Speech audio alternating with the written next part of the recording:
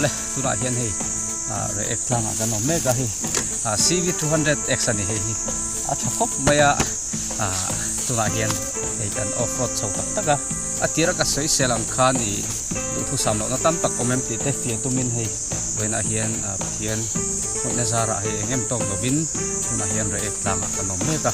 mai ro chu chuklama hian kong chu dira ni to do na chutia te chu nei tinge a perform si te kha kan the thazel do na kan kher zel do ni ole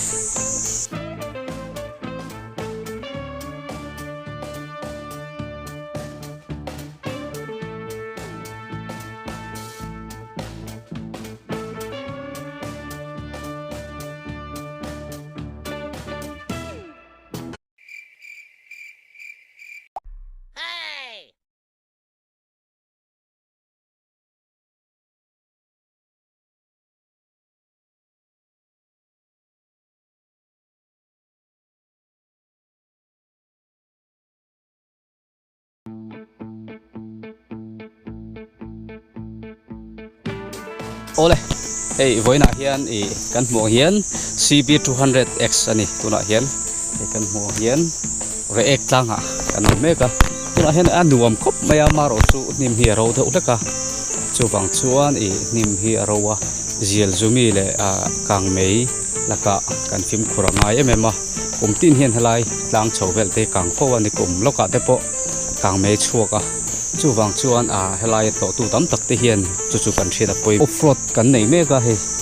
kan mo hian stock ra kania kan mo hian stock ani mo hi stock tire ania exhaust tank kim brake te po engma ti dang lam lo top khanita tuna hian hei react langa kan lon china off-road tak tak chengse tak tak kong khan kan tlan chhoni kan video te point monga he bike hi a thaim ti te le atira kalau soi selang kha alo ni tak tak em ti te fia tumin voina hian hei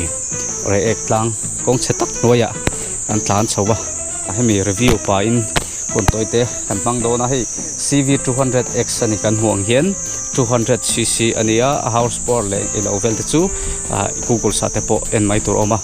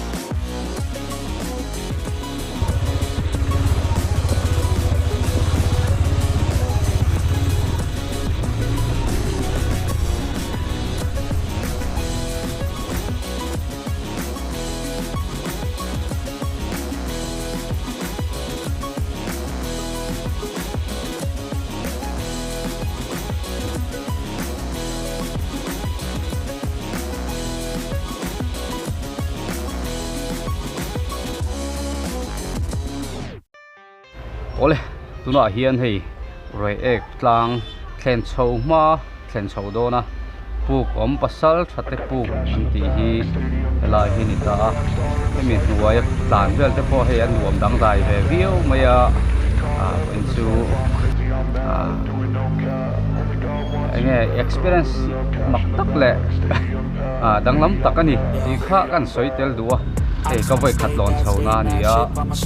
ka pian tira ta mo in bike te po kan nei thar ve chawa lu tak ka en kol tur ani la ya helai ko nga ngat ne ta tak mai le te po min milo ti po ti mai thei chan chu hei hi urban explore ti a Mizoram anga chuan off road type te ulak tura siam nga kan ngai ani kong che tak tak chu ni chi lo na a hi off road tak tak ani lo wa 100% chu ni ka se lo wa maro chu tiang konga po hin atlan ve thengem ti khami khie tu na khami khie tu na ril ruwa lo om atanga lo piang chok ti la adik pu mai thei mo kan bak te kan wi ve le tuk thawa yang mo di chet bak phei chuan har sakna men lo te po no tok theya tin he bak phei chu a chhota la rei lo ba chu bang chuan apat te po lu lei tur alom lo mai thei te po kan ti amai ro chu midang leive tu tan hian he bak ti a tak tak ten lei tla kan niam in tiang Mizoram kong chu za som sari borvel chu kong thalo ni tlang puya pura kal thei lo tiang chi te kong an siam hal tu ka he kan tiang chi te an tlang puya chu wa chun he bike hian tiang atan ko atla hangem amana sloma ni pin alu se hi amoya tam takin nal an tia tiang atan chuan lei del tlak ani em ti te review pa in hei rei ek tlang so hian tlang so me kania maro chu main stand hi tau ang mo chang hin khak le zeu thina rin lo ta udian chulai te chu che problem oma ma se kala thalem lova ani nang angin ka da chu tianga tau bur thin chu ani lova kha to ka ang mo changin kuar da kan da kan chuale chang hin te na lo sile zeu thina chu bang chuan nghe ground clearance chu a hiam tu lo in kha ka thara tin tu na hian he roi ek tlang tu kan lon don ta helai kam ko in lo ya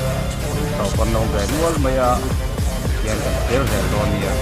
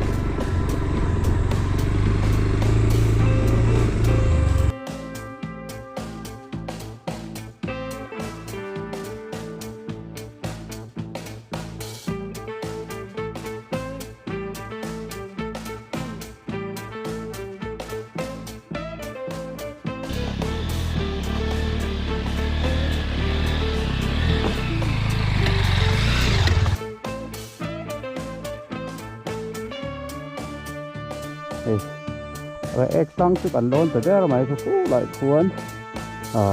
ai rồi ai xuống rồi mấy con tiền thì tổng đâu ra hay par cùng anh ấy thì cô bắt tắc hay niêm hiểu đâu đậu rất to mấy giờ giống như lệ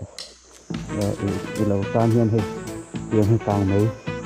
xuống nó chân sẽ tổng được qua xuống cũng có ngay bắt lỗ tụt đấy thì xuống hay hết lại cần hoa tang lo oma hian an kal do na ya moi khop mai hi ra ek tang ani to chuan ya come on see ya ai tu la hian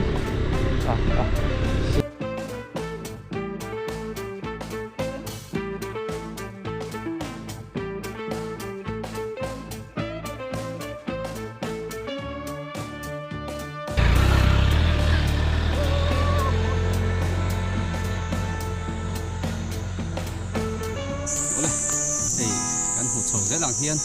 re tlang lai kham pial klet nuaya tuna hian kan tlan beka off road tak taka atlang em ti te mania horto ki right te kan nei to maro chu on road ang doni ba khan i off road tak taka chu kan test lo tu hi kan poi tak test na ni a ti chuan hei kan huang hian stock part ka kania yeng kim mai kha ma ti dang nam lo ni ti chu hoina kan hun man dan to ni sa lai chu hei kan lai pial klet chawa hian kan tlang chu le to na chu bang chuan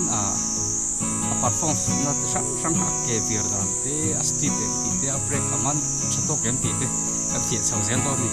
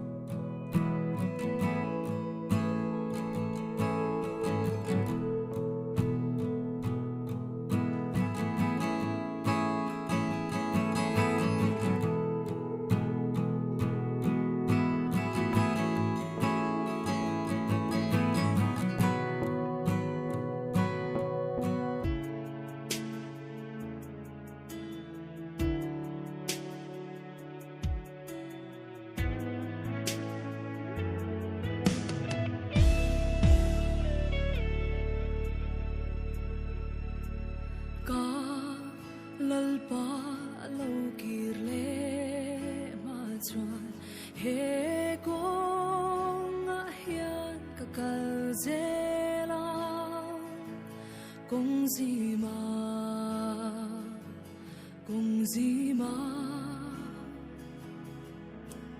ke ma cross putung zeli he kong hi ka zo zel pho chuani ama kala mudon sia ka to ka lom ta ki min lo quang qua don sia lalpa lo kan le hun chuani limin ka thova lomin ka pana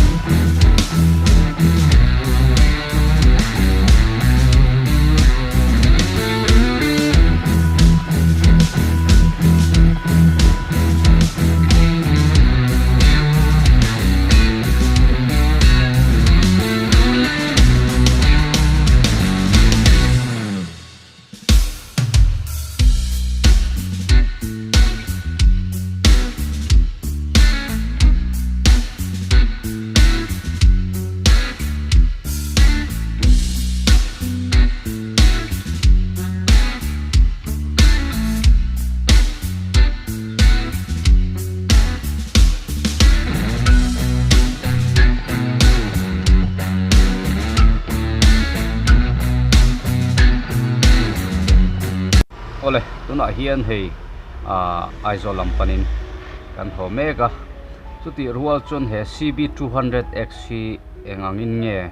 a performance ti te kha kan soi thanga hei off-road tak 100% chuni lo na off-road anga soi thei chu ni a helai reek chho hi ti chuan CB200X kan ti to khamo CC hi 200 lek nima se hei ama hi azang maya plastic bike ani nalaya chu wang chun CC hi azo nin ka hria chungte chu voin lama ka chhar thar dila o ani bio mai thei amai ro chu 200 nami CB200 hi problem lian deuh dong mai pahnih ka neya chu poi ka ti ema pakhat chu headlight hi nia headlight hi akwal thei lo ang chi chu thu ran ni sela eng lo lu tuka ni chungte chu problem ani amaro chu phai kong ngi langa chuan eng tha tho ang ti te chu ka ring thowa tin apahni na le chuan hei side plus kan tiang chi dar thalanga hi motor lo kal le kal lo chiang dawin motor lo kal le kal lo kan na tur dar thalanga hi a nget lo ma maya hemi Honda company hrim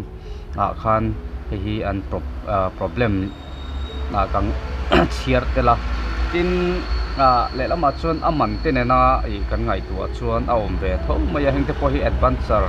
bike deuh sin wai khat le singruk vela complete ani atun lai bike anga chuan atlom pol tila adik fu mai thei ti chuan hei tuna hian reek tlang atangin reek khochung lampanin kan tlan thameka hei helai kal kong te hi border pha ani lova ama omsa lung kha an lo lamam deuh mai nin ka hria a then chu cement a chhun hnu te po om ve thawa chung te chu ani tuna chuan thal lai ni wangin eng der thei po tlan chho thei anakina fur tak taka chuan a thleng thei kherangem ti ero ka chiang lova in he kan bike CB200X kan review na hian hei phul hmuna te tin PL tlet lung chang tak taka te an tlan puya a tha ka ti khop maya ti chuan hei kan hmong hian tuna hian reek khochung lampanin kan tlan thale meka hei kan hmuang hian kan dinglam le veilama hian thing thatak tak mai niloma sela hei kan en hian a hriat mai ome an omna rei to ti hi mo Mizoram hi za somriat pele chu forest ram tiang thing le mau omna hmun tila kan soi dikpu mai the hei hian kan Mizoram bo ruak rang te sikle sa in thak huna te po hian a om tok lekin ain control ve a bo ruak chiat tak kha alo eral ve thinani heng ho hian ti te kha kan hriat a poimo atin oxygen tha keima ni me hring taksa tan le kan hip lu po poi lo na tur rang kha he thing le mau te hian in te thin ani ti te kha kan hriat a poimo a tin chu lo le chuan bolo pai hi chu tlemin kan lo sim do to atun ma te hian awareness an pena sa ema sarkar pon thei top ten man la kan tui tlan na ra te bolo tam tak aluanga mo troi ral thei si lo ang chi te kha maro chu tun hi chu hei tlemin kan lo sim ve do to helai an kal lai me ga po hian hei polythene ruak le I lo vel kan thil ei na kor en tiana wai kor ang chi te lace kor kan tiang chi te tin kan thil in na buruak te po hei motor om talova ma kan son hle tiang hi thil tha le kan ram tan ani ti hi kan hriat zela poimo ti chuan hei reek khotlangin ani meng chu helai hi an enpol nge tourist department lam nge ka chiang lu tuk lova helai hi chu ka soi tel lo menga kan kalkonga hi anuam tok vel chia amaro chu kum padau kal tur tan chuan motora so pop a thlen chho chu thak deuh mai theya maro chu tianga lir thei lut vak lo hi ke chu tha ka ti na lam tak ani le loi sia maro chu mi tam tak rel ru achon lir theya thlen zung lo chuan te po an lo ti ve mai thei mara chu ka soi tum taka chu lir thei kan tlana kan motor ri te kan motor pollution a khu te tianga kan thau fo chuan kan kal fo chuan kan pirik fo chuan kan motor ri te nung cha ten an hlau nga helai hmuna hian helai hmun ti fresh tur le thing tha tak tak adang ron to le tur khan sawa te kha omangai ni dik tak chuan sawa in thil an eya chu an e chuaka mo an ek atang khan chu an thil lem mu te kha an thau te khan lei tha changa chi chu aron to le thin ani he hian nge hong tam tak anei ve theya tin motor ri te am hoem maya nang cha ten chung te chu apoy ngem ti na lai kha kan soi kan tui hi lok ani chu chuan hei re ek kho chung kan thleng adon nai to kong ko he lai point chawna na satak mai oma awang chu a thena lung hnum deuh te ni a thena lei hlang deuh te ni tin a thena phul a thena thing lung chang tak tak om sa hei ange lungtat poa lungtat lunga po man thei khopa chang te ani thoma tianga chun a ke hi MRF aron choma CB 200X hian chu wang chuan enge adin hmun enge ati tak tak ve thiem offroad ate kalpui ve tak tak ngamangem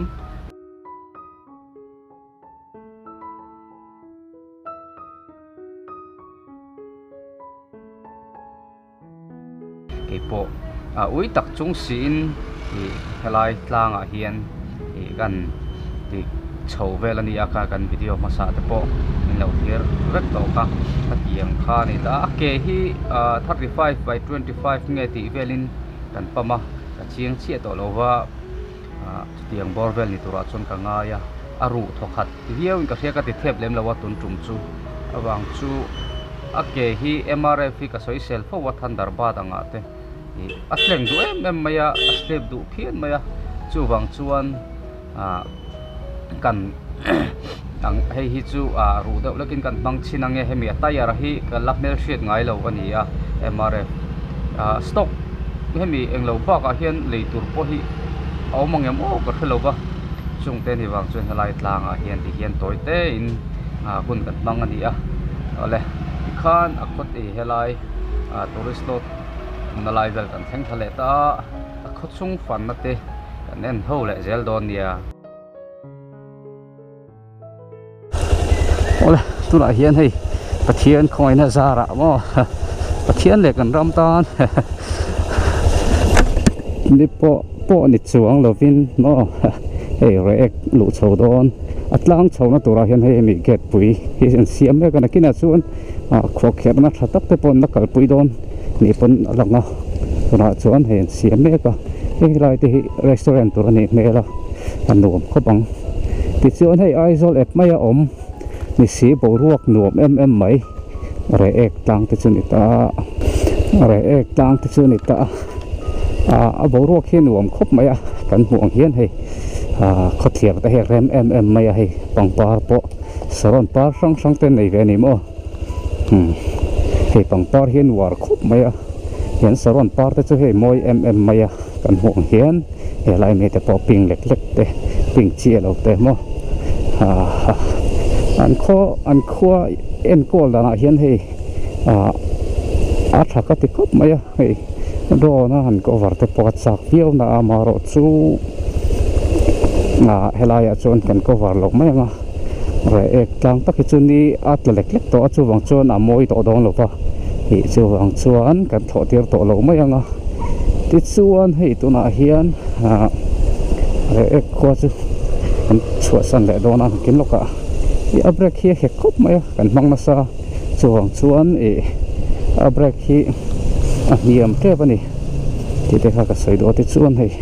kon kan po thale ta motor ka lo tura ngai ngo